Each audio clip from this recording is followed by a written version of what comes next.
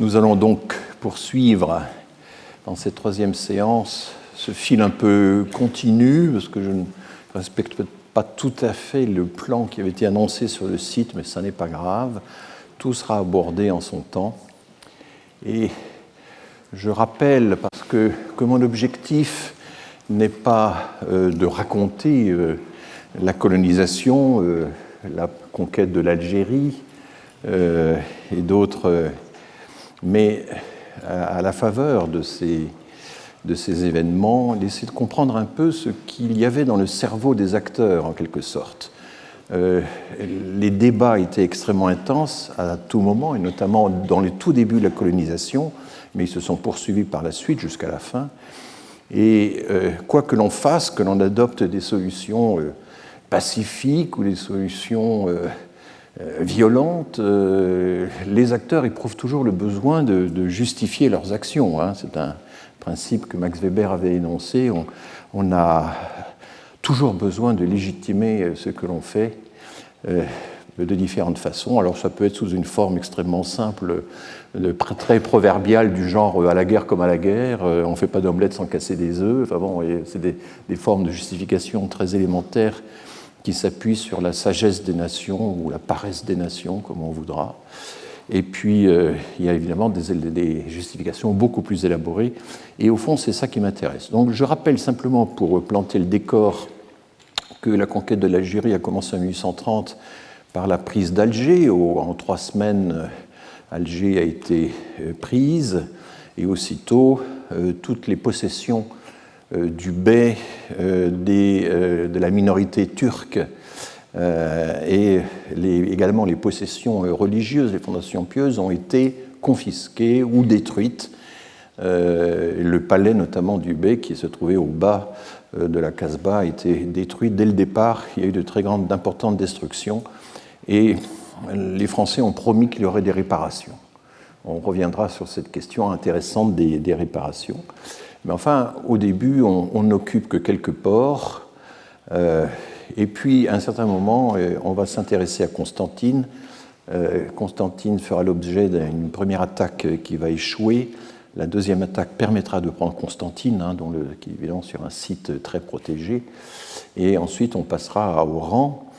Et un épisode évidemment essentiel, c'est la révolte des populations de l'intérieur, cette zone violette, sous la conduite d'Abdelkader, qui va obtenir des gouverneurs généraux d'Algérie un traité, le traité de la Tafna. C'est Bugeaud qui va le signer, mais enfin, il y a déjà des prodromes. Et en 1837, on reconnaît à Abdelkader la possession de toute la zone en violet, le violet sombre étant la zone centrale où il était basé.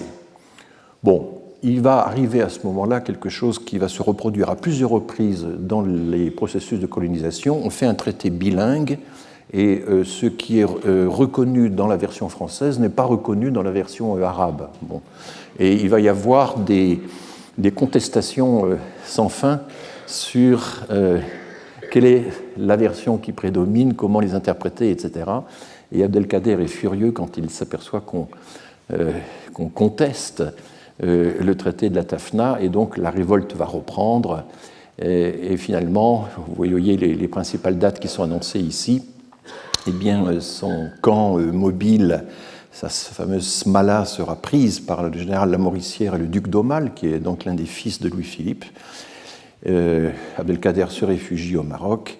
Et là, à la bataille d'Isly, les Français donc refoulent l'armée du sultan marocain. Et enfin, quelques années après, 1845, donc tout ça a duré une dizaine d'années, Abdelkader se rend définitivement en 1847. Il remporte encore une ultime bataille en 1845 et il se rend en 1847. Et il sera donc fait prisonnier, emmené notamment à Amboise, et puis ensuite il obtiendra, comme c'était la promesse initiale, de pouvoir se réfugier en Syrie. Donc vous voyez un peu la possession de l'Algérie qui va être assez progressive, et il faudra attendre la fin des années 30 pour que l'intérieur soit plus ou moins occupé par les forces françaises, et c'est seulement en 1870 que l'on atteint les bords du Sahara, enfin la partie septentrionale du Sahara. Vous avez donc les dates de premières installations de bureaux arabes dans cette partie-là du pays, sachant qu'il va toujours y avoir une partie civile de l'Algérie, une partie dévolue aux militaires, avec des conflits permanents entre la partie civile et la partie militaire. Je vous ai déjà dit que c'est la Troisième République, après la défaite de Sedan, qui finalement réussit à évincer le pouvoir militaire et à faire en sorte que le gouvernement de l'Algérie soit dévolu à un régime civil, même s'il y a encore quelques zones tout à fait au sud dévolues aux militaires. Bon. Alors, regardons un petit peu les aspects démographiques de la question, parce qu'au fond, tout est là.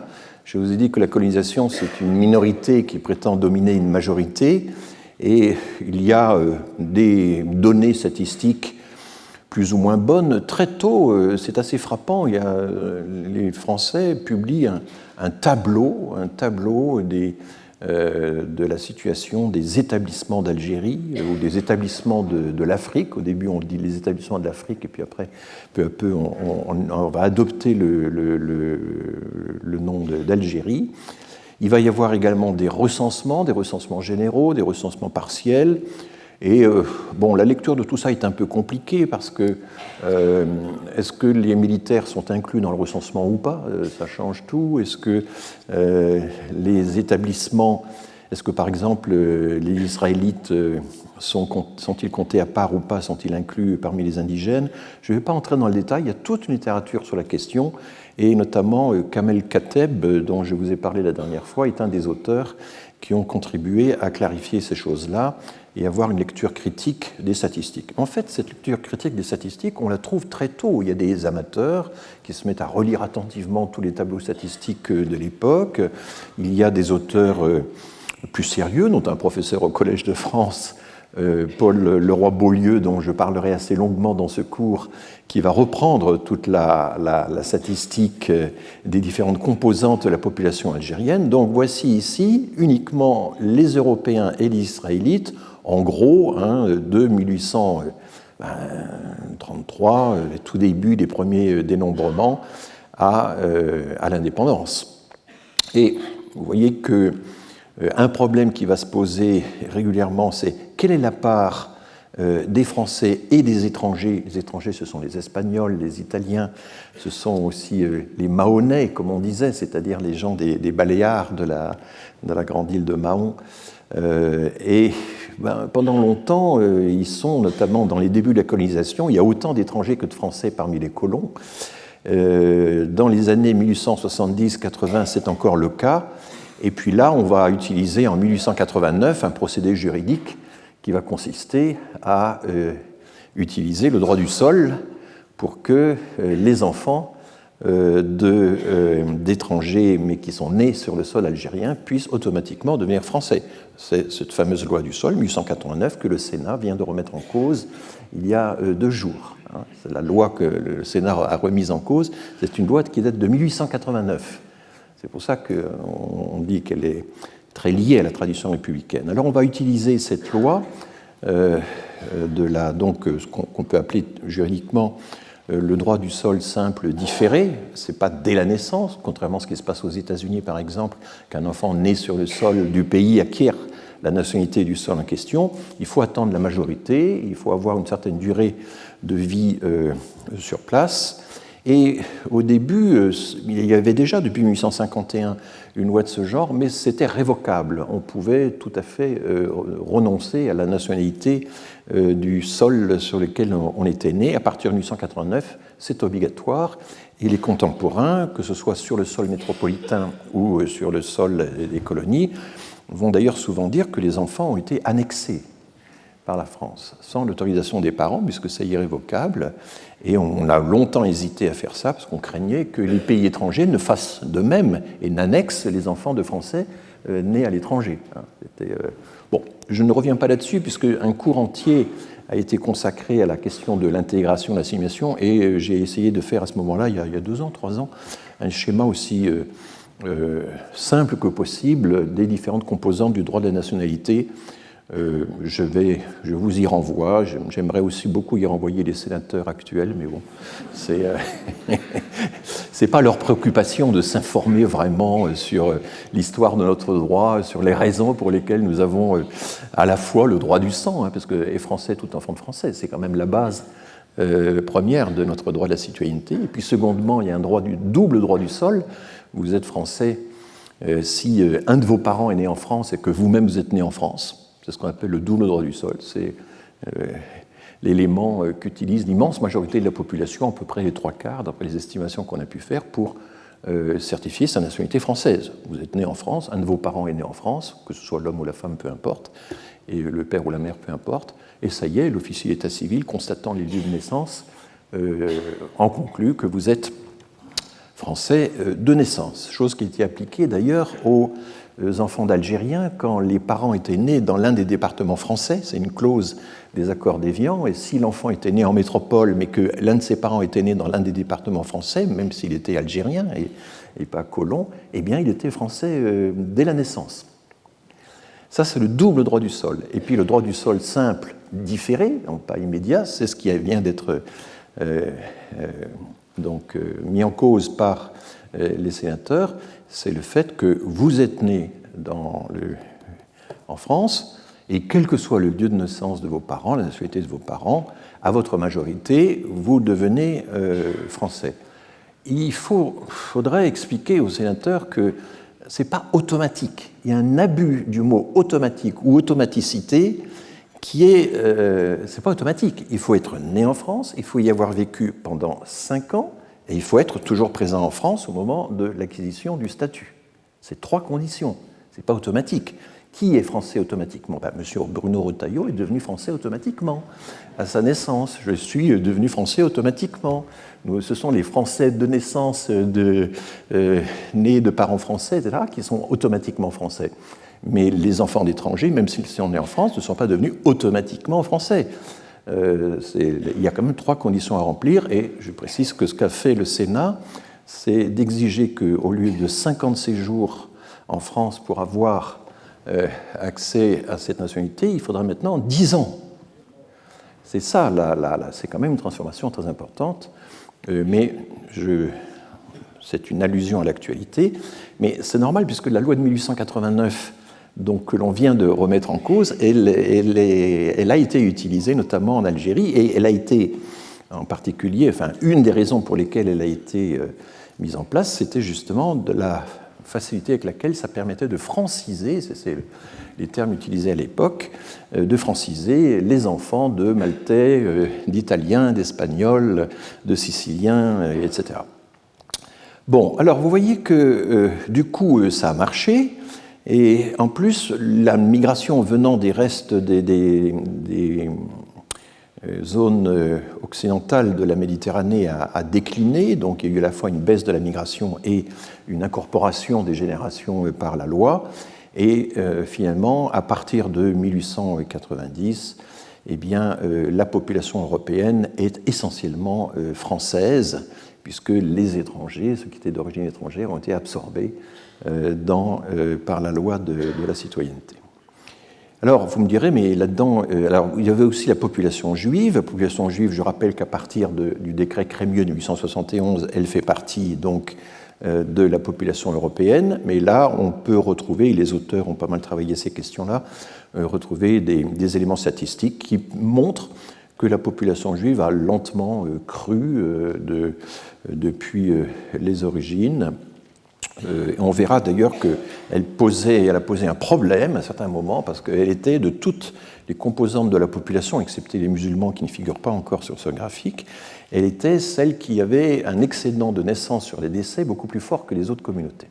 Elle était particulièrement féconde, et il y a eu une inquiétude à ce sujet, j'y reviendrai. Alors ça, c'est l'ensemble des populations européennes, plus les Israélites qui, avant 1871, ne sont pas des Européens, sont une catégorie particulière d'indigènes, avant le décret Crémieux. Maintenant, si on introduit les musulmans ou les indigènes non israélites dans le tableau, qu'est-ce que ça donne? Là, vous voyez que les chiffres arrivent dans les années 60 jusqu'à 1 million d'habitants pour les Européens, mais quand on veut introduire les musulmans, il faut changer l'échelle. Il faut changer l'échelle et ça donne ceci. Donc le graphique précédent est complètement écrasé, évidemment, et il faut multiplier d'un facteur 10 l'échelle pour arriver à représenter la totalité de la population. Et là, on arrive quasiment à 10 millions à la fin du processus, à 9 millions. Donc il y avait, au début de la guerre d'Algérie, il y avait à peu près 9 millions de musulmans pour 1 million d'Européens. C'est ça les proportions. Et au début, la courbe commence un peu bizarrement, elle est très mal identifiée. Il y a des recensements de la population indigène, mais ils se font uniquement dans les villes où vivent des Européens. Ce sont des recensements extrêmement partiels.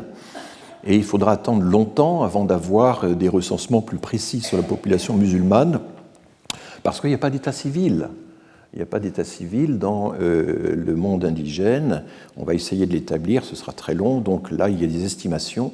Et puis, vous voyez qu'il y a une chute importante de la population indigène observée au recensement de 1870, qui est liée à des chocs très, très importants, notamment en 1866-67, une énorme famine qui va, semble-t-il, tuer à peu près 300 000 personnes. Et tous les contemporains vont en parler, et nous allons voir tout à l'heure comment le roi Beaulieu commente cet épisode tout à fait tragique. Alors, les contemporains, évidemment, l'armée aurait voulu que la possession du territoire soit de plus en plus européenne et que le rapport de force démographique se fasse en faveur des Européens. Et dans les premières années, quand on a très peu de chiffres, quand on voit des épidémies ou des guerres qui restreignent la population musulmane, on se dit elle est en déclin et elle va disparaître. Et il y a même une théorie qui apparaît, qui est que toute population d'une civilisation inférieure face à une population de civilisation supérieure, forcément est vouée à disparaître. C'est une théorie qui a été très à la mode et que le roi Beaulieu va critiquer, parce que lui, il est quand même beaucoup plus réaliste. Le roi Beaulieu j'en parlerai, est un économiste qui sait analyser des données démographiques à un niveau de technicité tout à fait suffisant. Et lui comprend tout de suite, et il annonce, dès 1874, il annonce qu'il y aura à peu près 8 à 9 millions de musulmans 50 ans plus tard. Au milieu du XXe siècle. Il dit ça au milieu du XXe, donc il le répète dans les éditions successives de son travail. Il a parfaitement conscience qu'en réalité, le rapport numérique sera de plus en plus favorable à la population musulmane et qu'il faudrait définir une politique de colonisation en conséquence. Et on verra laquelle. Donc là, il y a un petit suspense que j'entretiens à dessein. Donc, vous avez parlé... Alors, j'ai fait quand je me réécoute après, je suis horrifié par les lapsus, les erreurs, etc. Mais j'ai dit parfois Pelletier, c'est Pélissier de Reynaud. Je vous ai parlé la dernière fois d'Edmond Pélissier de Reynaud, donc ce militaire qui était membre de l'état-major auprès du gouverneur général, qui a eu accès à des quantités de documents et qui, donc, vous vous souvenez de cette histoire, parce qu'il avait refusé de restituer à Abdelkader une esclave affranchie et son fils, a démissionné brusquement de l'armée. Mais il avait déjà auparavant commencé à rédiger ses annales algériennes que vous voyez ici rééditées par les éditions Bouchen. C'est un document tout à fait étonnant que j'avais commencé à vous commenter et je vais continuer de le faire donc, dans ce cours. J'avais déjà présenté ceci, je le rappelle très rapidement. Il est saint-simonien d'inspiration. Donc ces saint-simoniens sont ces espèces de technocrates idéalistes qui considèrent que pour améliorer la société, il faut qu'il y ait en quelque sorte un pouvoir technocratique, rationnel qui s'en occupe, et en même temps qui travaille en bonne intelligence avec les populations. Et dans le langage de Pélissier de Reynaud, mais ce n'est pas lui qui invente la formule, la solution pour la colonisation, c'est la fusion. C'est la fusion des populations. Il se définit lui-même comme étant un fusionniste. Il y a beaucoup de ismes à l'époque, déjà. Et en même temps qu'il promeut le principe d'une communauté d'existence, d'une convivialité entre les colons et les colonisés, qui consiste à vivre au milieu d'eux sur un pied d'égalité, à favoriser les alliances mixtes, ce qui signifie qu'il faut évidemment se débarrasser des préjugés religieux, sans détruire les croyances. En même temps qu'il dit ça, il est totalement partisan de la conquête intégrale de l'Algérie. C'était le débat de l'époque. Faut-il une conquête partielle, une conquête intégrale? Faut-il qu'elle soit, cette conquête, progressive ou d'un coup, immédiate? Il est partisan d'une conquête plutôt progressive, mais qui soit intégrale de l'Algérie, parce que sinon, explique-t-il, on n'arrivera pas à faire du bon travail et notre travail de civilisateur sera forcément impossible. Donc vous voyez à quel point, et ça on va le retrouver constamment, même les auteurs les plus progressistes, entre guillemets, selon des critères actuels, ou les plus indigénophiles, comme on disait, ou arabophiles, sont pleins de contradictions et ne remettent pas nécessairement en cause le principe de la colonisation, même si on trouve aussi quelques auteurs qui remettent ce principe en cause, surtout pour des raisons économiques. Il dit oui, ça va être très difficile, j'en ai bien conscience, c'est peut-être utopique, et puis si c'est impossible, eh bien tant pis, il faudra abandonner l'Afrique. L'Afrique, ça veut dire l'Algérie à l'époque, parce que dans ce cas, ce ne serait qu'un incommode fardeau. Je vous ai déjà commenté ces passages. Et le gros problème, c'est comment constituer le pays, comment l'organiser, comment l'ordonner. Eh bien, il va falloir faire avec les indigènes, parce que l'idée de supplanter complètement les indigènes, de les exterminer, dit-il, est totalement irréaliste. Et donc, il faut trouver des colons, il faut trouver des candidats pour arriver à coloniser le pays. Donc, l'idéal, c'est... il y a le modèle de l'intégration des provinces, en même temps, il veut une colonie de peuplement, mais qui ne soit pas une colonie d'exploitation. Alors, est-ce que c'est possible? C'est ce qu'on va voir. Dans un premier temps, il a un passage tout à fait étonnant. Là encore, j'ai déjà fait allusion. Il nous dit, écoutez, on a réussi... La société française a considérablement changé depuis 1780. Il prend ça comme référence. Nous sommes en 1830. La société française est devenue méconnaissable. Nous avons réussi à faire en sorte que beaucoup des enfants, il parle de la seconde génération, des sauvages des Pyrénées, de l'Aveyron, de la Bretagne, puissent maintenant briller dans les notabilités sociales. C'est tout le vocabulaire de l'époque. Eh bien, puisqu'on a réussi à engendrer cette formidable mobilité sociale à partir de populations qui étaient très éloignées de nous, c'est le thème d'Eugen Weber, dans son fameux livre sur la formation de la population française, pourquoi ne pourrions-nous pas faire de même avec, je cite, les fils des sauvages de l'Atlas et de la Métidja? Est-ce que dans 50 ans, ils ne vont pas faire la même chose que ce que nous avons réussi à l'intérieur de notre pays? Et ils pourraient nous fournir des généraux, des artistes, des députés. Donc voilà l'utopie, qui n'a pas été totalement utopique. On a fait une partie de ce chemin-là, mais de façon à dose homéopathique, je dirais. Et j'ai rappelé aussi comment Michelet, mais il n'est pas le seul, avait expliqué que si on assimilait les Provençaux, on peut bien assimiler les Arabes, puisqu'il y a un gradient racial du nord au sud qui ne pose pas de problème. Là, je renvoie une fois de plus au très grand livre d'Abdelali Hadjat, introuvable aujourd'hui, mais qui est en cours de réédition bientôt. Bon, donc je crois que c'est intéressant de faire cette analogie, jusqu'à explorer ses limites, évidemment, entre la conquête des provinces, la conquête des colonies, et puis l'assimilation des immigrés. Enfin, il y a des thématiques qui sont étonnamment proches entre les trois points de ce triangle, avec des arguments qui circulent de l'un à l'autre.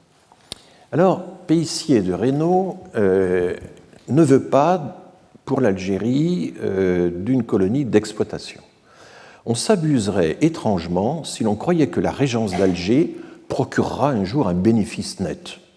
Tout ce qu'elle pourra faire, même dans les circonstances les plus favorables, sera de couvrir ses frais.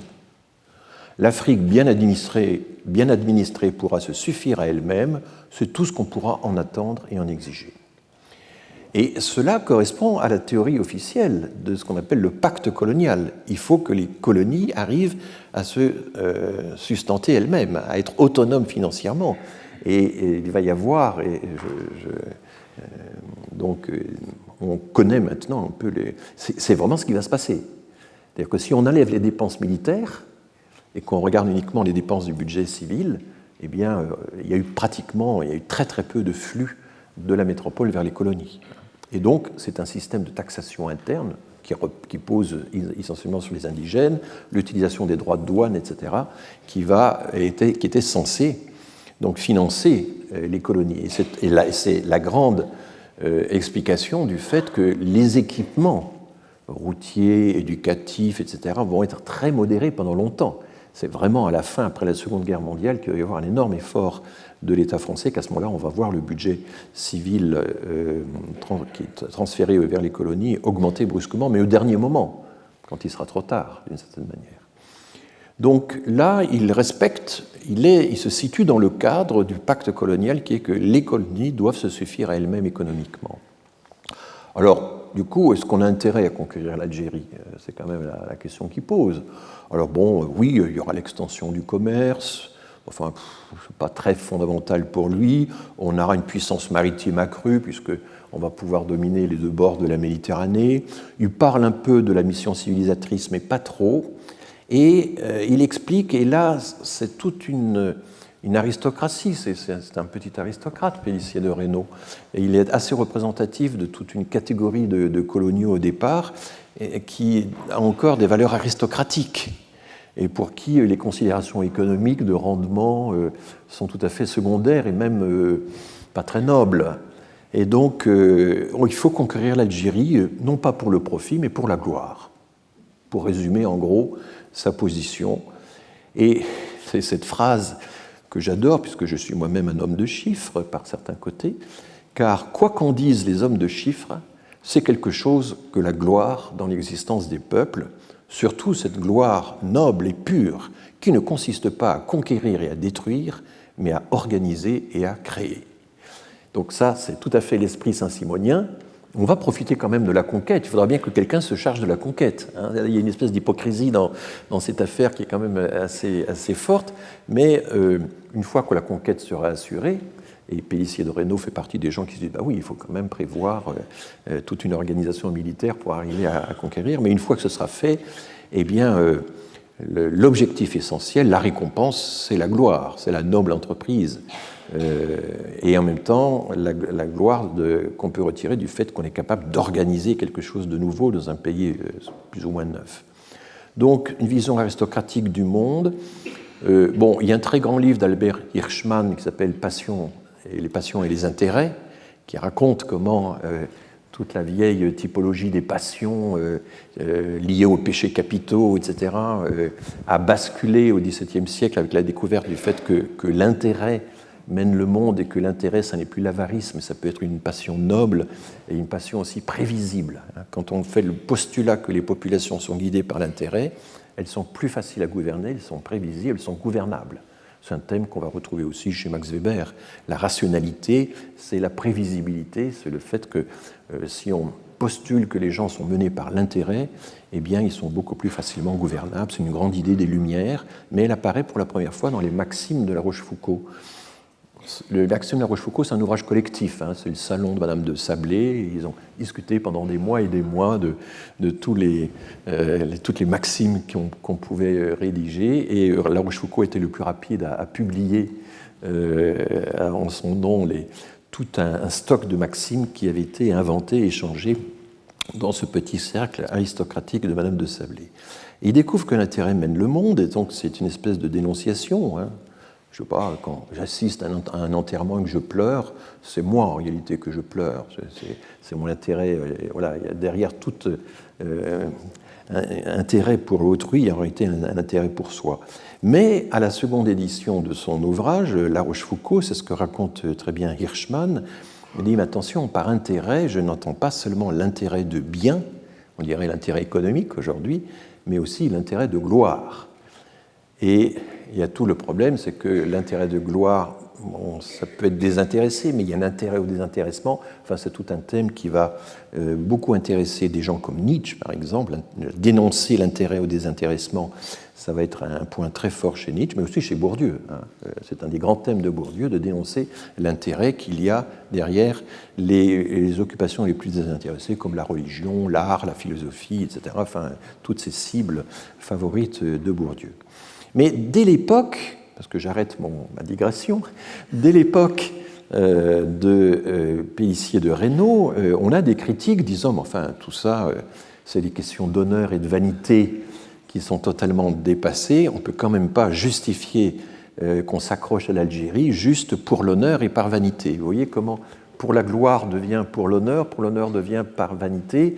Il y a des dénonciations de cette morale aristocratique qui était très en vogue chez les militaires. Vous avez un très bel exemple de ça un peu plus tard, c'est Henri de Castres, qui est un aristocrate indigénophile qui a appris l'arabe et qui a créé notamment des archives extraordinaires sur les documents anciens de l'histoire du Maroc. Et Henri de Castres incarne totalement alors Castries, T-R-I-E-S, incarne totalement cette morale aristocratique qui était très très présente chez les conquérants d'Algérie et qui souvent a fait qu'ils respectaient dans leurs adversaires arabes ces chevaliers nobles, etc. Enfin, il y avait cette espèce d'estime qu'on a trouvée également dans les croisades pour l'homologue chez l'ennemi d'en face. Oui, mais tout ça, c'est de l'honneur, c'est de la vanité, ça ne vaut pas tripette quand on regarde, quand on est dans des considérations d'ordre économique. Alors, il faut bien mettre en évidence le fait que dès le départ, on a une opposition très forte sur toutes ces thématiques entre les colonistes essentiellement intéressés par l'exploitation, par l'idée d'une colonie d'exploitation, et puis les colonistes, puisqu'il y a deux camps chez les colonistes, intéressés par une colonie de peuplement. Et la position de Paul Leroy-Beaulieu dont on parlera, c'est qu'en fait l'Algérie doit être les deux à la fois. Là, le général Clausel, c'est un des tout premiers gouverneurs, parce qu'il y a une noria de gouverneurs dans les premières années. Le général Clausel, lui, c'est vraiment un partisan de l'exploitation économique de l'Algérie. Il a un passé d'ailleurs pour ça, c'est qu'il a des intérêts dans des sociétés de colonisation du Nouveau Monde sur des produits, des cultures tropicales, et il va profiter de sa présence en Algérie comme gouverneur pour acheter des terres, se constituer tout un domaine, etc. Enfin, il est partie prenante très directement avec toutes les confusions d'intérêts que ça suppose et qui vont être dénoncées d'ailleurs par des gens comme Pélissier de Reynaud. Eh bien, en septembre 1830, donc très tôt, puisque je rappelle que la conquête d'Alger, c'est juin 1830, donc en septembre 1830, il décide de réunir au domaine, c'est-à-dire aux propriétés de l'État français, de réunir toutes les propriétés des Turcs chassés de la Régence, tous les biens affectés à la Mecque et à Médine. Donc il y avait une série de fondations pieuses dont les revenus allaient ensuite à la Mecque et à Médine. C'était un peu comme aujourd'hui, il y a pu y avoir en Occident des fondations qui sont liées au Vatican. Donc, ces fondations étaient très importantes parce que ces fondations pieuses jouaient un rôle essentiel dans la protection sociale, en quelque sorte, des populations.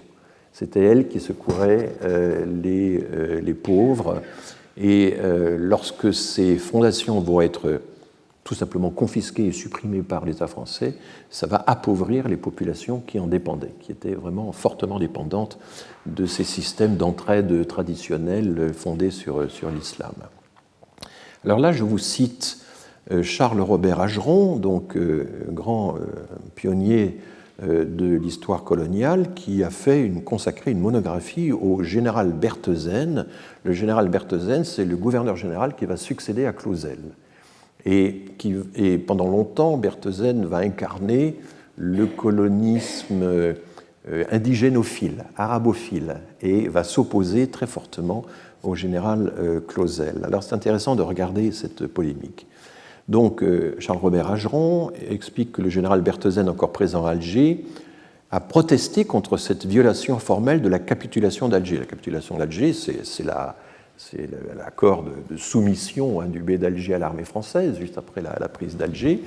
Et dans cette capitulation voulait d'abord dire accord, et pas seulement accord de soumission, il était dit que la France allait respecter les pratiques religieuses locales, allaient respecter les biens des gouvernants, de la minorité gouvernante turque, et ça ne s'est absolument pas fait.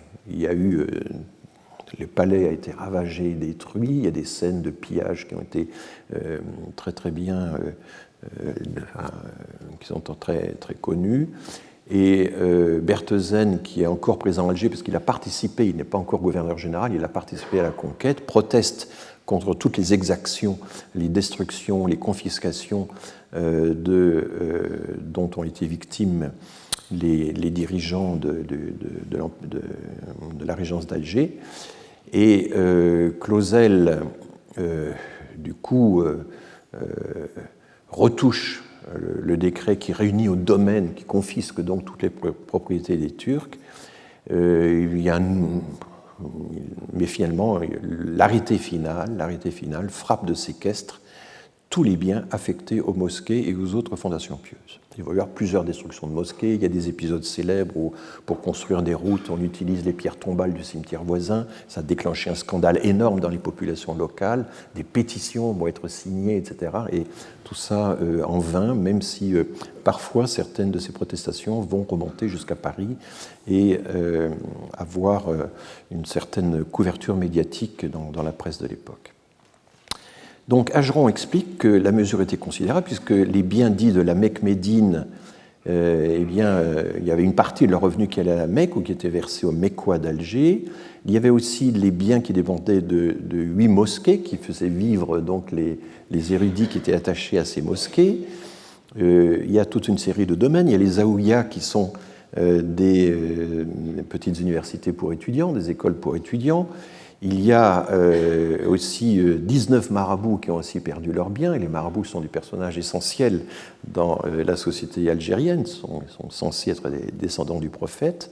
Les biens des Andalous d'Alger, donc les personnes censées descendre des Arabes qui ont été refoulés par la reconquête donc, en 1492, et les Zoukil ou Wakil musulmans, qui étaient chargés d'administrer tous ces biens habous, tous ces biens de main morte, tous ces biens religieux, eh bien, vont être totalement dessaisis au profit des employés du domaine.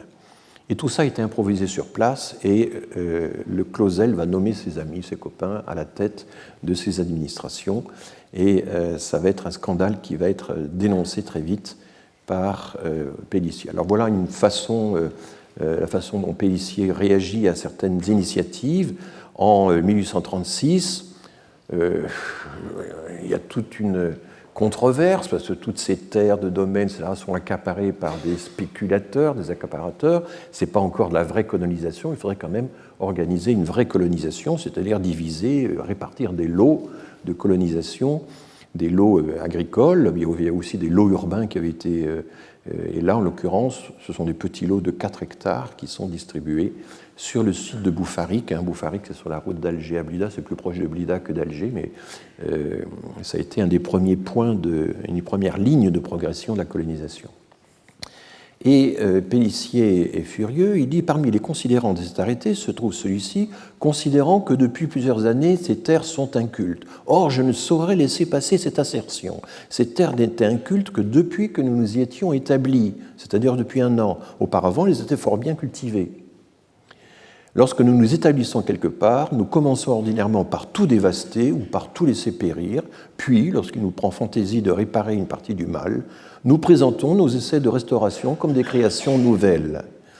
Et ce sont là d'assez dures vérités, je le sais, mais peut-être à force de les entendre répéter, l'administration comprendra qu'il vaut mieux encore conserver ce qui existe réellement que de faire du charlatanisme colonial avec lequel je suis loin de confondre la véritable colonisation. Donc vous voyez ce genre de critique interne assez intéressante. Et il va y avoir sans cesse ce conflit entre est-ce que... voilà, la conscience très vive qu'en fait, dans les premiers mois, on a tout détruit bêtement. On a également expulsé toute l'administration turque, alors qu'elle connaissait la population, qu'elle avait ses méthodes, etc. Et nous, on arrive sur une table rase, et finalement, ça va poser beaucoup plus de problèmes que si on avait conservé une partie des institutions religieuses et politiques précédentes. Pierre Berthesen donc, succède à Clausel en 1831. Alors, tous ces personnages, ce sont des héros des guerres napoléoniennes. Ils ont souvent une expérience de la guérilla en Espagne au temps de Napoléon. Ce sont des... Voilà, Berthesen, il a son nom sur l'Arc de Triomphe. Hein. Oui, ça vous donne quand même une idée. On ne nommait pas n'importe qui tout de même dans ces postes de gouverneur général, et ces gens devaient avoir une carrière suffisamment imposante pour avoir de l'autorité. Alors lui, il n'est pas du tout convaincu par le fait que l'Algérie pourrait devenir une colonie de peuplement. Et il y a une monographie qui lui est consacrée par Charles-Robert Ageron, et je m'inspire de cette monographie, Le gouvernement du général Berthesen à Alger en 1831. Car il va rester même pas un an. Et dans la première moitié de son mandat, il doit faire face à une insurrection. Il arrive à la mater avec très peu d'effectifs. Ça ne sera pas bien reconnu. Il va être objet de beaucoup de critiques. Et puis, dans la deuxième moitié de son mandat, là, il arrive à instaurer la paix parce qu'il établit un nouveau système d'administration à distance passant par des intermédiaires. Donc, j'entre un petit peu dans le détail. Il faut voir qu'il n'a que 15 000 hommes pour tenir Alger et différents ports. Et à cette époque-là, l'armée française est extraordinairement vulnérable à toutes les maladies, maladies tropicales. Il y a un choc microbien. La statistique est assez effarante. Sur ces 15 500 hommes, dans la seule année 1831, 13 800 sont passés par l'hôpital. Et à peu près 1 millier sont morts. Donc, évidemment, faire fonctionner une armée aussi vulnérable, ce n'était pas facile. Ça va être pendant longtemps un grand problème de la colonisation. Il a toute une réflexion sur la nécessité d'une administration indirecte, ce que les Anglais appelleront home rule ou indirect rule. Il est étrange de faire administrer une ville d'Afrique par un Européen qui n'en connaît ni les lois, ni les mœurs, ni les langages, ni les intérêts, ni les besoins. C'est quand même une formule assez forte. Et donc, les téléphones, s'il vous plaît.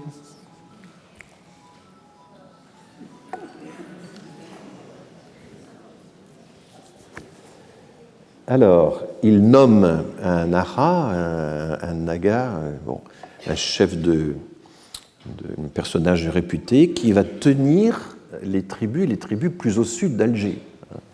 Et il va le rétribuer, il va y avoir tout un scandale sur le fait que cette rétribution va être estimée par certains colons comme étant beaucoup trop élevée. Et Pélissier de Reynaud, d'ailleurs, va participer un peu à la diffamation en attribuant en racontant que Mehdi ed-Din avait touché une somme énorme qu'il exprime en francs. Alors Berthesen prend à bras-le-corps le dossier des réparations. Il déploie énormément d'efforts pour que les propriétaires des biens confisqués ou détruits, qui sont essentiellement des propriétaires turcs ou aussi morts, comme on les appelait, puissent obtenir une réparation.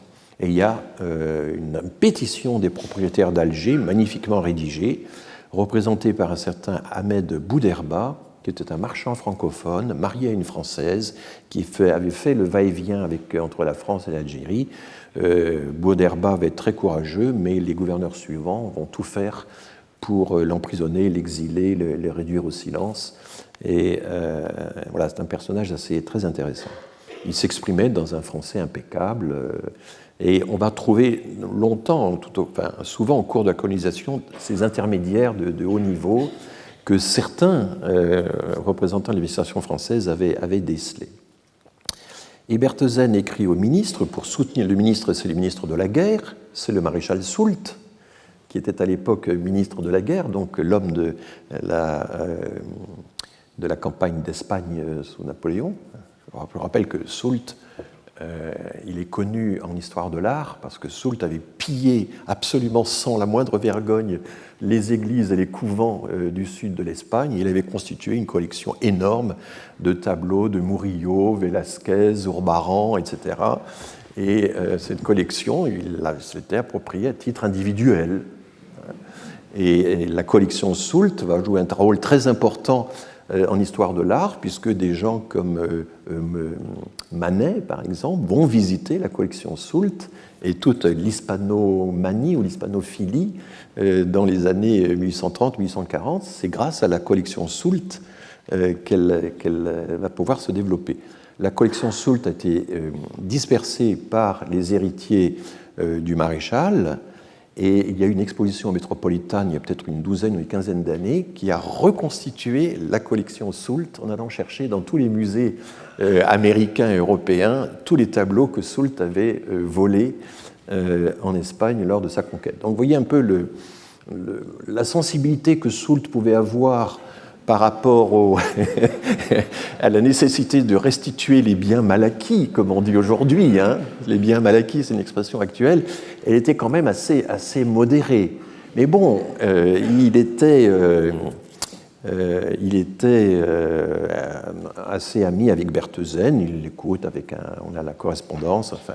Et Berthesen écrit à Soult « J'ai la conviction qu'en aucun temps, sous le régime turc, les habitants de ces contrées n'ont été en butte à autant de vexations et de déni de justice. » C'est le gouverneur général d'Algérie qui écrit ça au ministre de la Guerre. Et on a l'impression que ça va marcher, que les personnes lésées vont pouvoir toucher leurs indemnités. Et au dernier moment, il y a une manœuvre du ministère des Finances qui va diffuser un fake news. Ça existait déjà à l'époque, comme quoi une compagnie anglaise s'apprêterait à racheter les biens de l'ex-Dey et des Turcs. Alors ça, ben non, on ne peut pas laisser les Anglais s'emparer des biens du domaine français, et ça va être un argument qui va revenir régulièrement au long de l'histoire de la colonisation, c'est nous devons agir parce que sinon les Anglais vont prendre la place que nous allons déserter. Voilà, ça va être. Je vous avais raconté comment De Gaulle, en 1945, veut absolument garder la Syrie, empêcher la Syrie de devenir indépendante, parce que sinon c'est les Anglais qui risquent de s'en emparer. Ce genre d'argument anti-anglais va constamment, mais aussi évidemment dans la course à la curée vers l'Afrique, qui est essentiellement dû au fait que c'est lui, pourquoi pas moi, enfin bon, chacun doit participer à ça, sinon nous serons perdants. Donc cette émulation, voilà. Donc, eh bien, Berthesen va être victime de cet argument coloniste classique, et il n'obtiendra pas le versement des indemnités en faveur de la population lésée. Il y a toute une campagne de presse contre Berthesen. C'est intéressant de voir que ce sont les armateurs de Marseille et les industriels de Marseille qui vont être en tête de cette campagne. Le Sémaphore de Marseille, c'est le nom du journal qui représente leurs intérêts.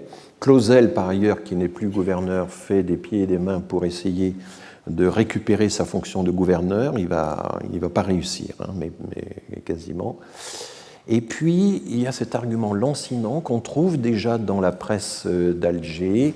Enfin, qu'est-ce que c'est que cet homme qui s'intéresse plus aux droits des indigènes qu'aux droits des Européens? Et ça, c'est un autre argument.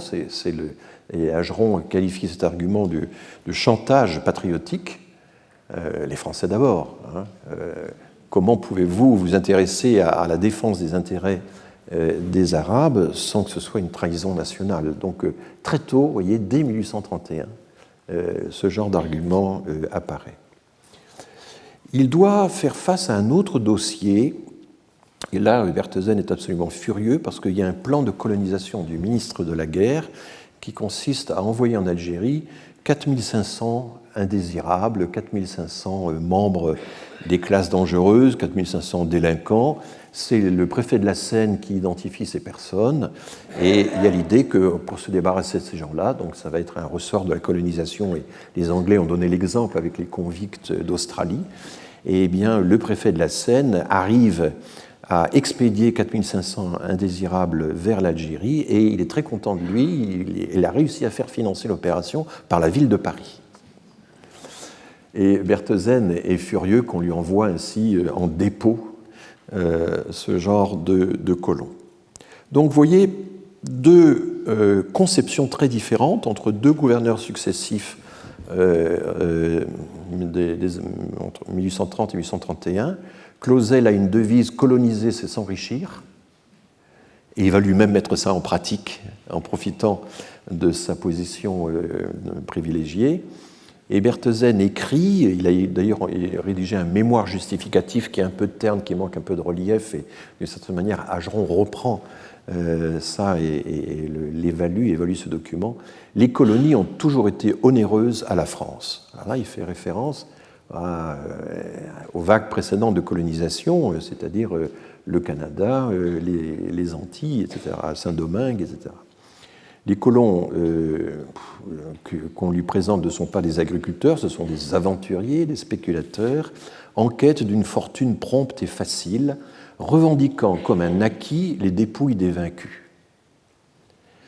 C'est intéressant de voir à quel point les critiques formulées par les personnes en charge du dossier, jusqu'où elles pouvaient aller. Alors, un des problèmes posés, c'est quels colons faire venir. Alors, Clausel, à qui on dit faites venir des colons, il s'était activé.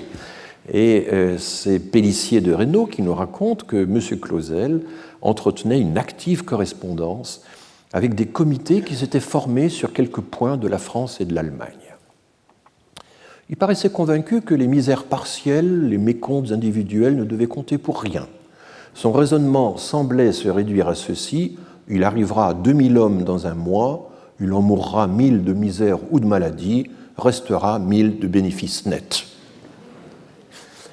Et évidemment, c'est une critique très incisive qu'il a publiée du vivant de Clausel. Dès 1836, il publie ses annales algériennes. Cela peut être vrai en Amérique, pays auquel le maréchal reporte toutes ses pensées coloniales, puisque Clausel, le maréchal Clausel, avait des intérêts dans une société de colonisation en Amérique.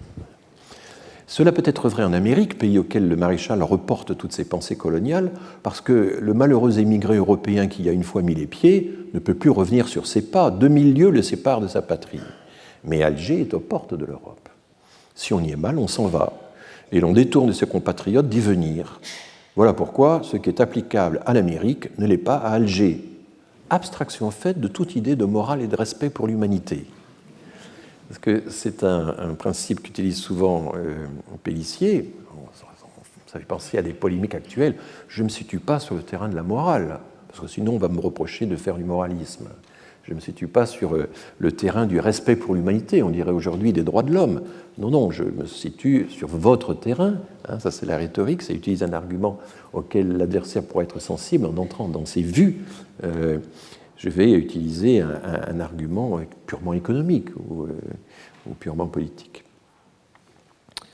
Voilà. Ce qui est intéressant, c'est que simultanément, en même temps que le travail de Pélissier de Reynaud, les gouvernements coloniaux vont publier des états, des rapports, on appelle ça le tableau des établissements français en Afrique, qui sont des tableaux statistiques, et il faut comprendre que la statistique dans ces années-là, comme l'a bien expliqué Alain Desrosières dans ses histoires de la statistique, il y avait toujours une partie chiffrée, quantitative, extrêmement bien faite, avec des commentaires qui sont étonnamment précis. Enfin, là, je reconnais à distance des collègues, quoi. Enfin, c'est assez étonnant, mais il y avait aussi des tableaux, des considérations qui n'étaient pas statistiques. C'était toujours un mélange assez particulier de considérations qualitatives et quantitatives. Et c'est intéressant de voir comment étaient faits ces tableaux. Ces tableaux, ils ont une fonction budgétaire.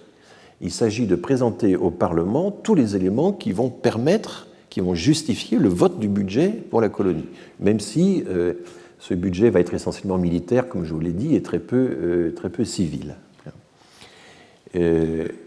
Entre parenthèses, on a parfois une image un peu faussée de la Restauration, mais la Restauration, sur le modèle anglais, c'est quand même le moment où, pour la première fois, l'État rend des comptes et rend des comptes de façon publique.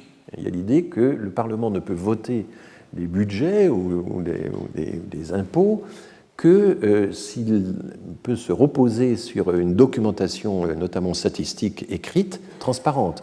Sous Napoléon, le budget était secret. Les statistiques étaient un secret d'État. C'est à la Révolution, c'est sous la Restauration que le budget devient une affaire publique. Il y avait eu un précédent, c'était Necker, qui, dans les années 1780, sous Louis XVI, avait, mais à compte d'auteur, avait publié le premier un état du budget de la France qui avait révélé un peu l'ensemble de toutes les prébendes, de ce que ça coûtait à l'État français. Il l'avait fait à compte d'auteur et ça avait été un best-seller formidable parce que pour la première fois, le public pouvait avoir accès au budget de l'État. Donc la Restauration va stabiliser ce principe et donc du coup on trouve quand même dans ces documents un détail et aussi des justifications qui sont extrêmement intéressantes. Et je pense que ça vaudrait le coup, je ne crois pas qu'il y ait eu de recherche, j'en ai pas vu en tout cas, sur le raisonnement statistique et juridique dans ces documents, dans ces comptes rendus au Parlement finalement, qui ont été publiés chaque année par le gouverneur d'Algérie et manifestement rédigés par des plumes hautement qualifiées. Enfin, c'est ça qui me frappe quand on lit ce genre de documents. Alors, par exemple, je prends le bilan de la colonisation de l'Algérie en 1850. Là, en 1850, le tableau a déjà beaucoup changé. Toutes les incertitudes du début de la colonisation sont en partie levées, en partie seulement. Les colons ont fini par arriver en nombre, mais régulièrement, il y a des événements, des chocs qui mettent en cause la progression de la colonisation. Et 1850, ils font le bilan des années 1847, 48, 49, et 1848, c'est la révolution de 1848 qui a bouleversé évidemment le paysage en Europe. Et en même temps aussi, il y a le Gold Rush, la découverte de l'or en Californie, qui a été un très grand événement à l'époque, qui a suscité aussitôt des migrations d'Eldorado, des migrations de chercheurs d'or, dans certaines provinces reculées de Chine. On entend parler de la découverte de mines d'or en Californie, ça va déclencher la première migration chinoise vers la Californie. Il va y avoir également toute une migration suisse, allemande, suédoise, etc. Et le responsable des statistiques de la colonisation de l'Algérie en 1850 constate que ça fait concurrence à la colonisation vers l'Algérie. Qu'il y a et notamment les Suisses et les Allemands, qu'on avait essayé de diriger vers l'Algérie, sont détournés par la découverte de l'or en Californie. Et puis il y a le choléra, ça c'est un problème récurrent. Les épidémies de choléra sont extrêmement meurtrières et interviennent très régulièrement au cours des années 30, 1840, enfin c'est vraiment très fort. Et puis il y a aussi la crise financière d'Alger qui était une crise essentiellement foncière, puisque le manque de logement par rapport à la colonisation a fait que les prix ont monté, que des gens sont repartis, enfin bref. Donc l'auteur du rapport résume la question en disant qu'il y a 4 grandes causes de dépopulation, parce qu'il doit justifier le fait que la population des colons a décliné en 1850 par rapport aux décomptes précédents. La révolution de 1848, la crise financière d'Alger, la révolution de 1848, l'émigration en Californie, le choléra. Et malgré ça, on a quand même finalement au total 126 000 habitants.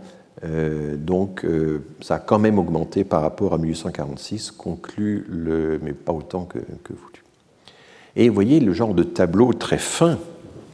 Ce sont toujours des tableaux avec des filets magnifiques, des accolades extraordinaires. Enfin, il faut voir le travail de composition que c'était la fabrication des tableaux statistiques, l'impression des tableaux statistiques à l'époque. Eh bien, il y a une attention extrême au rapport entre Français, population française et population étrangère. Les populations étrangères, donc les Italiens, les Espagnols, les Suisses, les Allemands. Il y a des tableaux très très détaillés que je ne vous montre pas là, mais qui sont gigantesques et qui détaillent toutes les nationalités. Il y a une quinzaine de nationalités qui sont détaillées dans certains tableaux. Là, c'est concentré sur Français versus étrangers. Et vous voyez qu'en bas, la proportion a donc été, en 1846, 44 Français contre 56 étrangers, donc 44% de Français seulement en 1846. Les Français étaient minoritaires. 51% en 47, ça y est, il passe la barre des 50%, 55% en 48, vous voyez, on suivait en quelque sorte les parts de marché avec une attention extrême, un peu comme le font les Québécois aujourd'hui avec les migrants qui viennent de l'extérieur. Est-ce qu'ils vont devenir francophones ou anglophones? C'est suivi de très très près. Et il y a une immense statistique, beaucoup d'argent pour faire tout ce travail. Eh bien, on faisait ça en Algérie, et en 1849, il y avait 51% de Français parmi la population européenne. Vous voyez que c'était quand même assez ric-rac. Et là, il détaille un peu sur ces 51, c'est l'addition de 29% d'Espagnols, de 6% de Maltais, 6% d'Italiens et d'autres nationalités. Mais le bilan n'était pas le même d'une province à l'autre. Dans la province d'Alger, les Français dominent assez nettement, de même que dans la province de Constantine, qui est donc à l'est, du côté en direction de la Tunisie, mais la province d'Oran, là, les étrangers dominent. La province d'Oran, elle est très très liée à la migration espagnole, la province de l'Ouest, puisque le pays était divisé en 4 morceaux, Alger, le centre, l'Est et l'Ouest. Et là, on constate qu'il y a à Oran 55%, horreur, 55% d'étrangers pour 45% de Français. Donc tout ça a été suivi très très attentivement, et je ne vous donne qu'un exemple de ces tableaux qui étaient publiés à un rythme annuel. Alors, quant à la population indigène, qu'est-ce qu'on pouvait en savoir? Elle est présentée dans les tableaux, mais on donne cette explication suivante. On ne comprend sous ce titre, population indigène, que les indigènes résidant à poste fixe dans les villes, faubourgs et banlieues du littoral et de l'intérieur, et connus sous le nom de hadar ou citadins. Les indigènes des tribus feront l'objet d'un article à part, et en fait, il n'y a pas grand-chose dans l'article à part. Et il se justifie, il faut expliquer pourquoi est-ce qu'on est incapable de recenser les indigènes. Le recensement de la population indigène offrait des difficultés qui n'ont pas permis d'obtenir des résultats absolument exacts. Par suite de la répugnance des musulmans à se laisser dénombrer, et surtout à livrer aux Européens la libre entrée de leurs maisons. L'administration a dû apporter les plus grands ménagements pour éviter de blesser des susceptibilités aussi délicates. Et un des thèmes, une des questions importantes que posait la cohabitation des musulmans et des chrétiens dans ville notamment, il y a toute une littérature là-dessus, c'est que les Français s'installaient en ville et depuis les terrasses pouvaient guigner les femmes algériennes. Et donc il y a eu tout un repli de la population algérienne pour s'abriter des regards des colons. Ça a été une question assez sensible. Alors l'idée de faire entrer un agent recenseur dans la maison, c'est pas simple.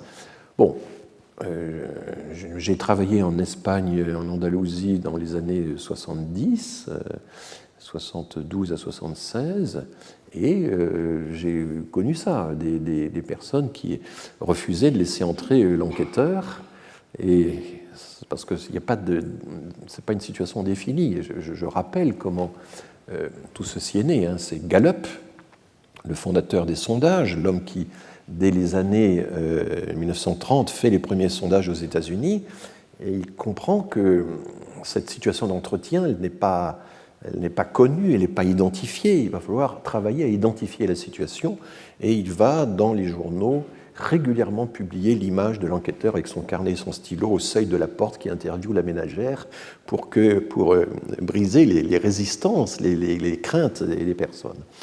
En France, c'est une digression, mais il paraît que les gens aiment bien les digressions, donc j'y vais. En France, l'IFOP est créé en 1938, fait ses premières enquêtes surtout pendant la guerre, et les consignes données aux enquêteurs de l'IFOP en 1938 par Stutzel, qui était le fondateur de l'IFOP, c'était les consignes suivantes. Ne montrez pas le questionnaire, n'arborez aucun stylo. Vous posez les questions par cœur. Alors, les questionnaires étaient assez courts. Souvent, c'était une page ou un recto verso. Ce n'était pas les 50 pages des questionnaires de l'INSEE actuels. Bon. Mais ne montrez pas les questionnaires. Engagez la conversation avec la personne. Et au passage, arrangez-vous pour poser les questions qui sont incluses dans les questionnaires. Et sitôt l'entretien terminé, hop, vous notez les réponses sur le questionnaire. C'était une technique de renseignements généraux. Très exactement. Et les enquêteurs étaient souvent eux-mêmes, d'ailleurs, des anciens des renseignements généraux. J'en ai connu quelques-uns encore quand je suis arrivé à l'INSEE en 1980. Il y avait une enquête sur les enquêteurs de l'INSEE. Alors, le recrutement a complètement changé depuis, mais je me souviens qu'un jour, on demande à un enquêteur, alors, est-ce que ça a été difficile pour vous de vous adapter à ce métier? Et il répond, oh non, aucun problème, j'étais déjà dans le renseignement. Donc, un souvenir qui date de 1980. Depuis, on a renouvelé les personnels et les enquêteurs de l'INSEE sont un tout autre profil, plutôt les femmes seules, divorcées, d'âge moyen, etc., qui étaient devenues les enquêtrices de l'INSEE. Donc oui, il n'y avait pas, c'était pas une situation définie au sens sociologique du terme. Il n'y a pas de définition pour cette situation d'un étranger qui entre dans une maison et qui demande la composition du ménage, les âges, les occupations, etc. Ça n'existait pas. Et je rappelle qu'en France, le recensement n'a jamais pu se faire pendant tout le XVIIIe siècle parce qu'on craignait que les agents recenseurs soient pris pour soit des recruteurs de l'armée, soit des agents du fisc. C'est Napoléon, il a fallu toute la force de Napoléon pour que le recensement soit imposé à la population de la France à partir de 1806. Voilà, donc les susceptibilités délicates des populations musulmanes face aux agents recenseurs, c'est quelque chose qui m'évoque aussi des souvenirs. Voilà, la Seconde Guerre mondiale, c'est pas si lointain que ça pour nous. Bien, donc très peu de recensement de la population indigène, vous l'avez vu sur ma courbe dans toutes ces années-là, ça devient, et il va falloir évidemment achever la conquête pour que ça commence à se faire, et on essaie de deviner tout ce qu'il y avait de contraintes dans la réalisation pratique du recensement de la population indigène. Voilà. Et je ne vais pas commenter tout ça mais en détail, le genre de commentaires, on voit par ces tableaux que l'émigration espagnole, proprement dite, pour la province d'Oran, et l'émigration mahonaise, donc des Baléares, pour la province d'Alger, n'ont pas cessé, la première surtout, de se développer pendant cette période de 4 ans, etc. etc. Mais les immigrations suisses, allemandes, belges, etc., sont restées stationnaires ou ont perdu. Ce sont celles-là, en effet, que la découverte de la Californie a détourné vers l'Amérique. Ce qu'il est important de noter ici, parce que le tableau ci-joint ne peut pas l'indiquer, c'est le mouvement remarquable qui pousse actuellement vers les exploitations rurales européennes une partie de cette population. Alors ça, c'était un des grands objectifs de l'armée, que les colons n'aillent pas se concentrer dans les villes, et soient de véritables colons cultivant véritablement la terre, selon l'adage que je vous ai cité la dernière fois de Bugeaud, « Ense et aratro » par le fer, et par l'épée et par le soc. Les fermes de nos colons dans les plaines du littoral emploient déjà comme métayers, jardiniers, moissonneurs, faucheurs, pasteurs, etc. une quantité de journaliers kabyles qui s'accroît chaque jour au grand profit de la colonisation et de tous les intérêts algériens. Alors là, on est dans le qualitatif, il n'y a aucune démonstration quantitative de cette affirmation. Et vous voyez, on va exproprier, je parlerai dans le cours prochain de toutes les techniques d'expropriation. On exproprie les gens pour qu'ils puissent ensuite devenir main-d'œuvre sur les terrains des colons. Alors, je vais faire un saut dans le temps, parce que mon idée, c'est bien de faire des zooms comme ça, et on va passer donc à ce personnage auquel j'ai déjà fait allusion, qui est Paul Leroy-Beaulieu. Donc, 1843-1916, c'est un fils de préfet, il est parfaitement germaniste, il a fait des études de droit et d'économie en Allemagne. Il y a toute une tribu, Leroy-Beaulieu, qui existe encore aujourd'hui, qui a des descendants. Il est le frère de l'historien et essayiste religieux Anatole Leroy-Beaulieu, dont les écrits sont tout à fait intéressants. Alors, il épouse en 1870 Michel Chevalier. Michel Chevalier, c'est un des grands saint-simoniens. Michel Chevalier, conseiller de Napoléon III, et surtout, c'est le grand artisan de ce qu'on considère comme étant le premier grand traité de libre-échange en Europe, le traité franco-britannique, aussi appelé Cobden-Chevalier, donc du nom des deux négociateurs. Et c'est un traité qui va porter essentiellement sur la libération des tarifs douaniers sur les matières premières, sur les produits alimentaires, etc. Voilà. Et qui était Michel Chevalier par ailleurs? Eh bien, il était professeur d'économie politique au Collège de France. Le roi Beaulieu, lui, s'inscrit dans la tradition de son beau-père. C'est un économiste tout à fait favorable au libre-échange. Il commence par rédiger un mémoire qui va être primé par l'Institut qui s'appelle le Système colonial des peuples modernes. Alors, l'Institut, c'est l'Académie des sciences morales et politiques. Et il le transforme en livre, un livre qui va avoir un très grand succès, qui va être considéré pour longtemps comme étant la Bible de la colonisation, la Bible de la méthode coloniale. C'est surprenant parce que les économistes jusque-là étaient de façon générale très opposés à la colonisation. On a l'exemple de Clément Juglar. Juglar, c'était l'homme des cycles économiques Juglar, qu'on apprenait encore dans ma jeunesse, qui aujourd'hui sont très déclassés. Mais Juglar, par exemple, dans les années 1830 et 1840, fait une grande enquête de plusieurs mois en Algérie, et il a une conclusion. Alors Juglar, c'est J-U-G-L-A-R. Il a une conclusion très négative. Il dit mais on a détruit des systèmes locaux traditionnels qui fonctionnaient très bien, on ne les a pas remplacés, on a appauvri les populations, et l'État prend une part beaucoup trop importante, donc c'est une critique libérale. Et donc les libéraux, les économistes libéraux, assez largement étaient opposés à la colonisation. Avec le roi Beaulieu, on a pour la première fois un économiste libéral favorable à la colonisation. Et ça va être un changement très important qui va marquer les esprits. En gros, il faut confier la colonisation à l'initiative privée, avec une intervention minimale de l'État, mais vous allez voir que ces théories sont plus complexes que ça. Et en 1878, il succède à son beau-père au Collège de France sur la chaire d'économie politique. Oui, c'était un moyen à l'époque d'accéder au Collège de France. C'est devenu plus difficile aujourd'hui. Alors voici le roi Beaulieu, c'est le même homme. À gauche, il a une petite quarantaine d'années, il vient d'entrer au Collège de France. À droite, il est en fin de carrière, et là, vous voyez la transformation qu'opère 30 années de professorat au Collège de France.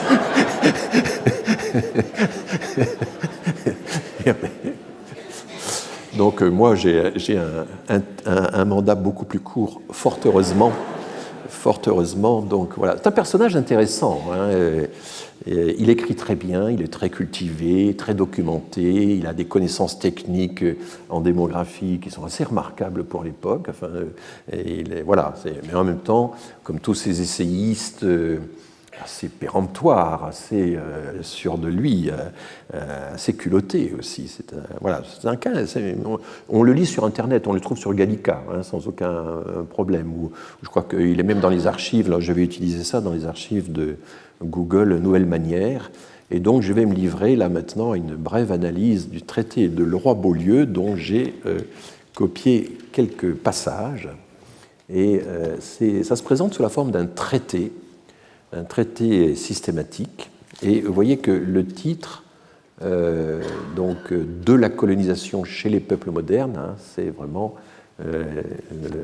l'idée qu'on va faire un traité systématique, et donc il va parcourir toute l'histoire de la colonisation de l'Antiquité à nos jours, en passant par... il va commenter, comme Pélissier de Reynaud l'avait fait en 1836 dans son livre, mais de façon évidemment beaucoup plus savante, la colonisation espagnole, portugaise, néerlandaise, anglaise, etc. Et donc c'est quand même intéressant de voir que tous ces gens qui réfléchissaient à la colonisation étaient extrêmement attentifs aux modèles étrangers et aux précédents historiques. Extrêmement. Ils essaient de se situer par rapport à un univers de possibles et entre lesquels il faut faire un choix qu'ils essaient de justifier. Alors c'est vrai que la colonisation de l'Algérie au début, elle se fait un peu n'importe comment, à tâtons, presque par hasard, mais très tôt il va y avoir l'idée qu'il faut essayer d'avoir une action réflexive sur tout ça. Alors,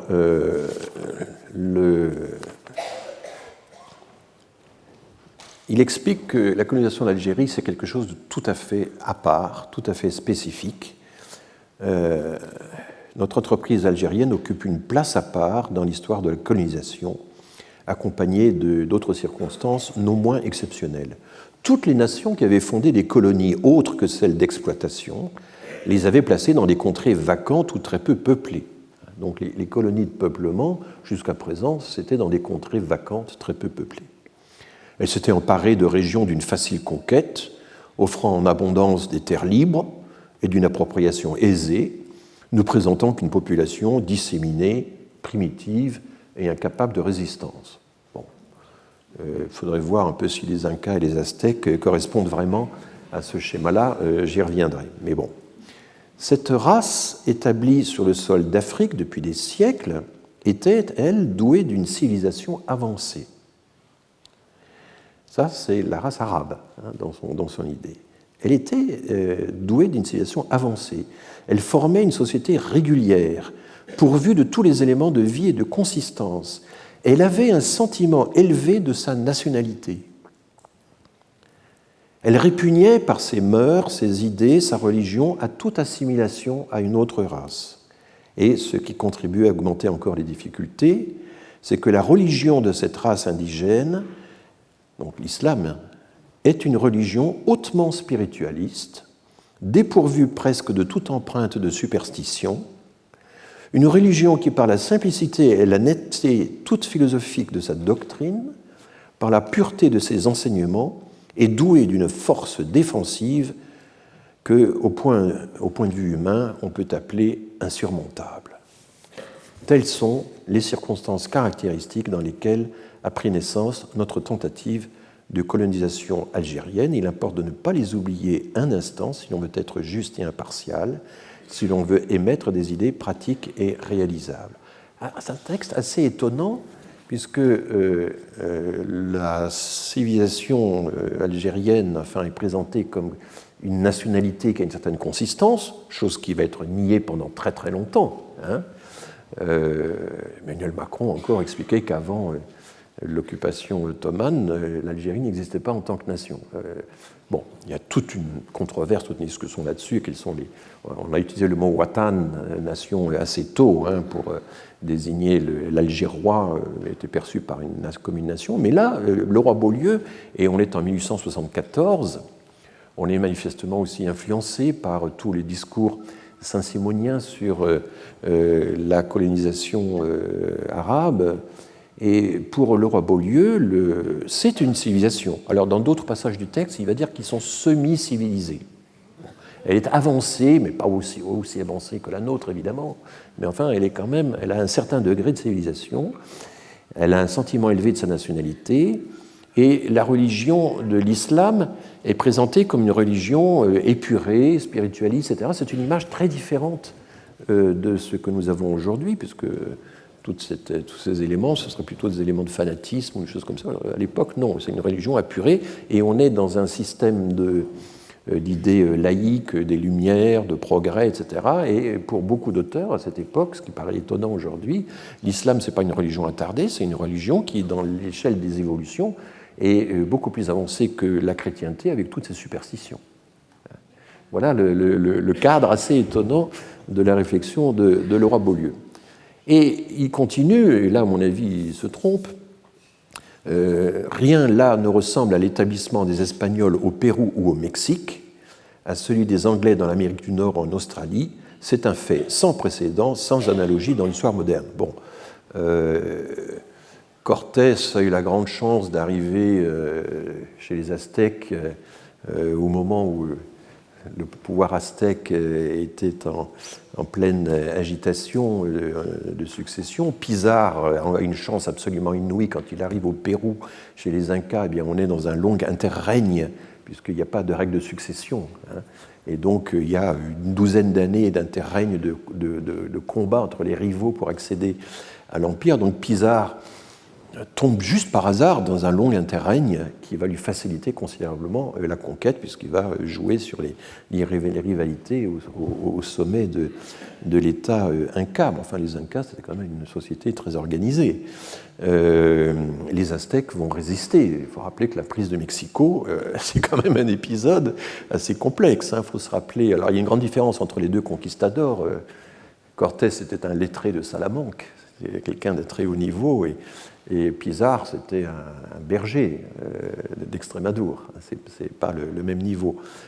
Pizarre, c'est un combattant, Cortés, c'est un stratège.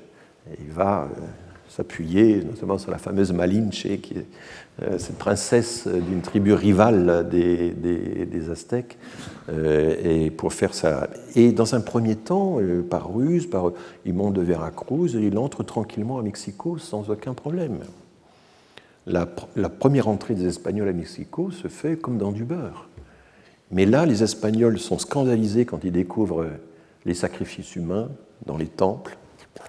Ils renversent les idoles, les moines qui accompagnent l'expédition renversent les idoles, la population se révolte, chasse Cortés, c'est ce qu'on appelle la Noche Triste, l'épisode à la nuit triste, et ensuite il y aura 3 mois de guerre totale pour que Cortés reconquiert Mexico, cette fois par la force, alors qu'il y était entré sans aucun problème dans un premier temps. Et c'est une guerre totale qu'il a racontée dans ses lettres à Charles Quint. C'était un texte tout à fait extraordinaire. Là, on passe de la colonisation pacifique, utilisant des intermédiaires, à la colonisation violente. C'est le schéma inverse de ce qui apparaît. Et puis, donc, Mexico, vous vous souvenez, c'était une cité lacustre au milieu d'un lac avec toute une série de ponts et il comprend qu'il va falloir, avec ses auxiliaires indigènes, détruire systématiquement toute la cité à mesure qu'on la conquiert, puisque pendant la nuit, les Aztèques reconstruisaient ce qui avait été détruit la veille, et donc on va de jour et de nuit détruire peu à peu, et quand ils arrivent finalement à la fin, eh bien, il y a des montagnes de cadavres, des fleuves de sang au milieu de la cité de Mexico. C'est ça, la conquête de Mexique. Donc, le schéma un peu simplificateur de le roi Beaulieu me semble s'appliquer difficilement à la conquête du Mexique, un peu plus aisément avec la conquête de l'Inca, parce qu'effectivement, c'était les différences d'armement surtout qui expliquaient les... Voilà. Mais il insiste sur le fait que introduire une population européenne nombreuse au milieu de cette nombreuse population musulmane, alors, vous voyez le style, le chiasme là, qui était... qu'on n'avait ni le droit ni la force d'extirper ou de refouler, faire de ces deux éléments juxtaposés hétérogènes, donc les Européens et les musulmans, un ensemble, si ce n'est homogène, du moins régulier, c'était là le plus difficile problème que se fût encore posé la politique coloniale des peuples modernes. Et donc il va expliquer qu'on ne peut faire ni une colonie uniquement de peuplement, ni une colonie uniquement d'exploitation. Il va falloir, c'est le grand défi d'Algérie pour le roi Beaulieu, il va falloir faire les deux. Et il entre alors dans des considérations assez intéressantes qui ont été contestées par les historiens. Il explique que pendant longtemps, l'administration militaire a plutôt freiné la colonisation qu'elle ne l'aurait favorisée.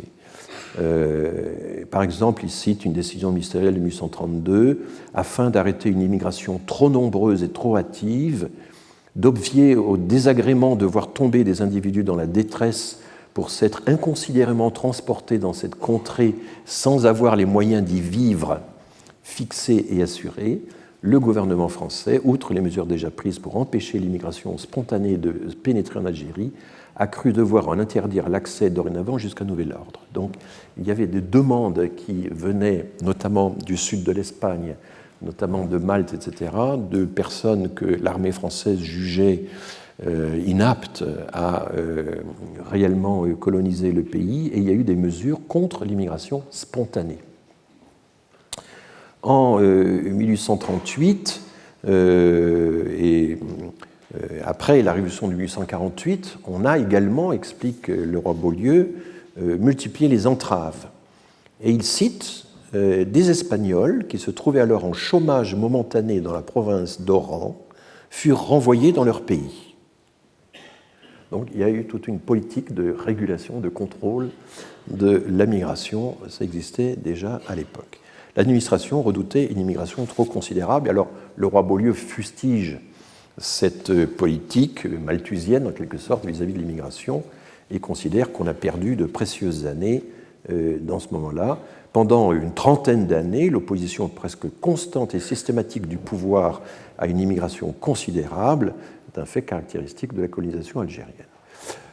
Alors, les historiens ont contesté ça, ont dit mais non, ça n'a pas été si... c'était une volonté de filtrage, mais il y avait quand même globalement une politique d'incitation. Ce n'est pas encore tranché vraiment entre les historiens qui ont étudié la question. La comparaison qui vient tout de suite, c'est la comparaison avec l'Australie.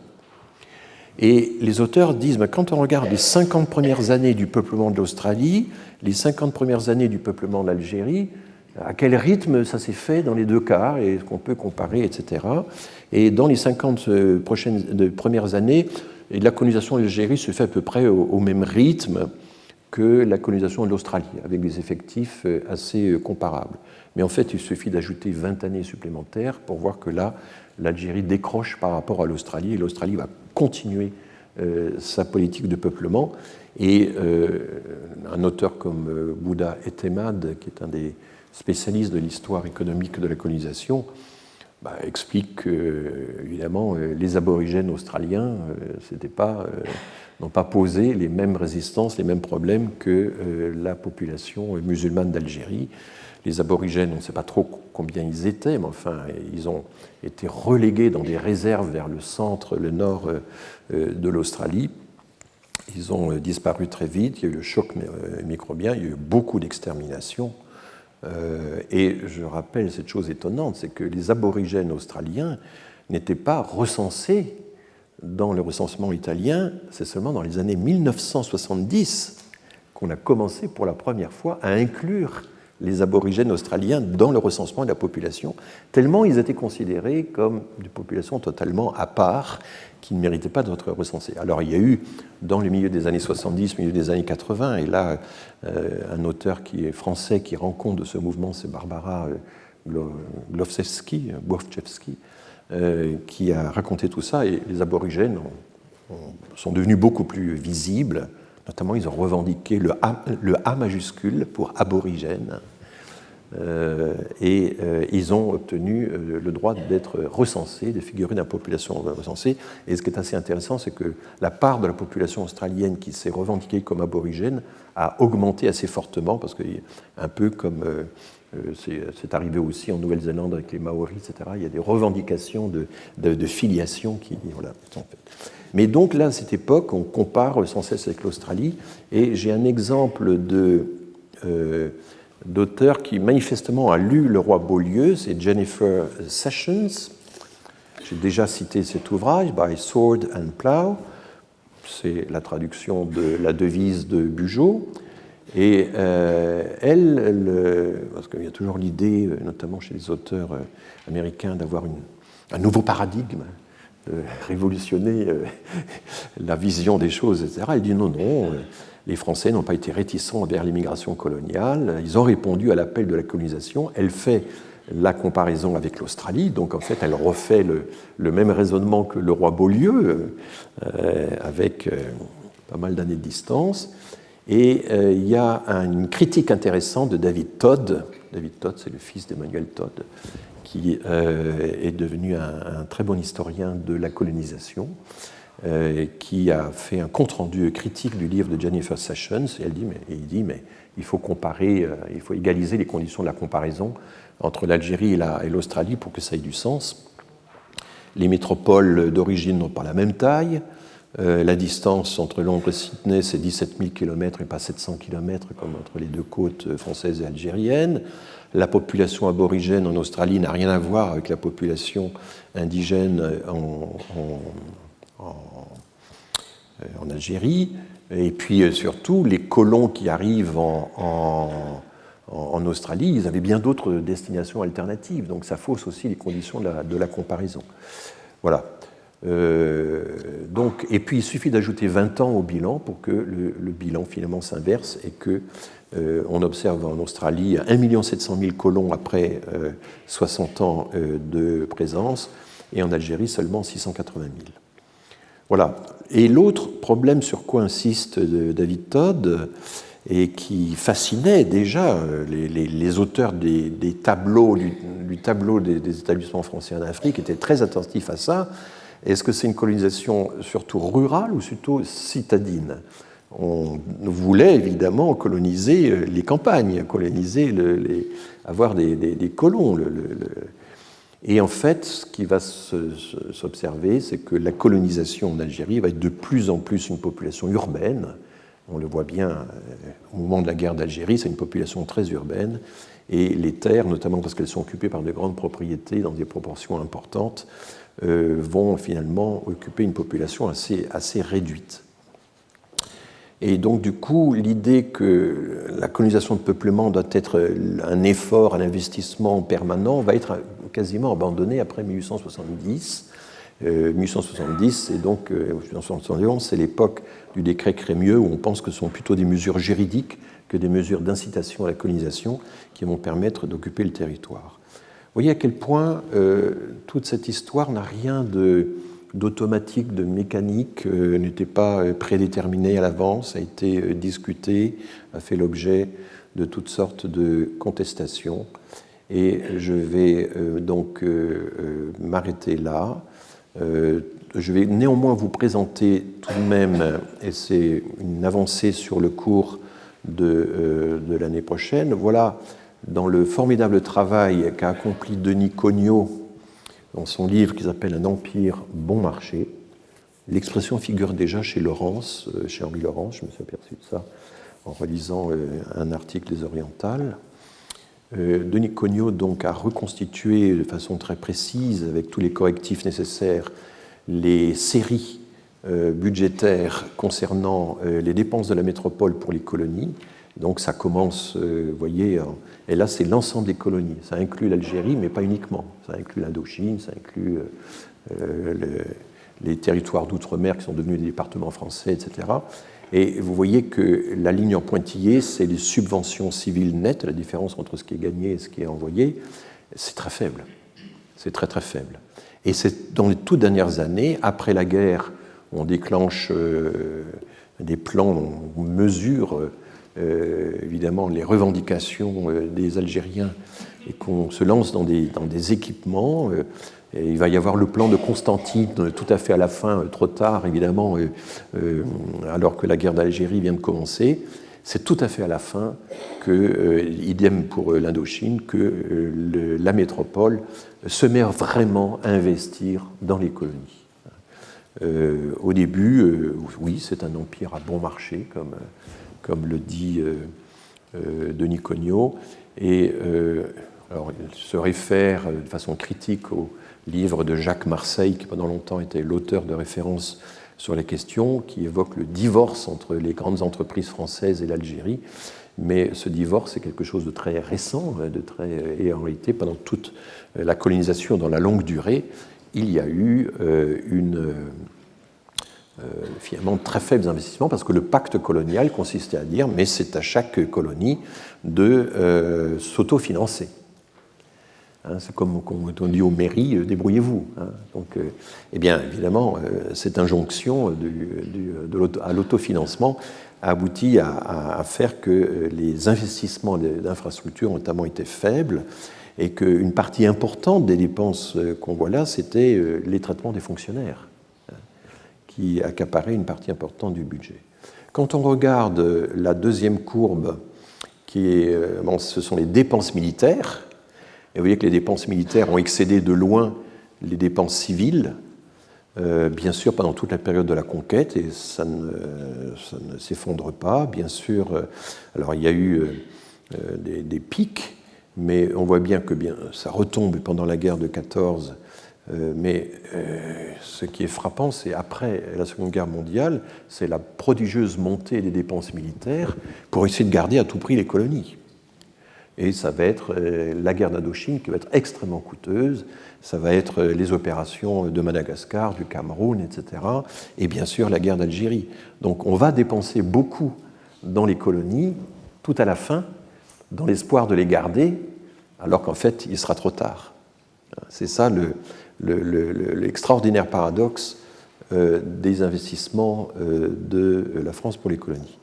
Alors, le schéma suivant, c'est en pourcentage des dépenses publiques françaises. Là, c'était en points de PIB, et quand on prend l'ensemble des dépenses publiques françaises, eh bien, évidemment, la statistique est difficile à établir, mais en gros, on était entre 6 et 8% de l'ensemble des dépenses publiques qui étaient dévolues aux colonies. C'est monté pendant les guerres de décolonisation, si j'ose dire, c'est monté jusqu'à 17-18%. Et on comprend que le général de Gaulle, qui voulait évidemment moderniser le pays, ne pouvait pas admettre qu'une part aussi considérable du budget de l'État soit consacrée à essayer de conserver ces colonies dont tout le monde sentait qu'elles nous glissaient entre les doigts. Voilà, je crois, ça c'est l'intérêt des grands schémas globaux. Et je suis prêt à répondre à vos questions en accordant un peu plus de temps que les fois précédentes au questionnement pour satisfaire votre curiosité.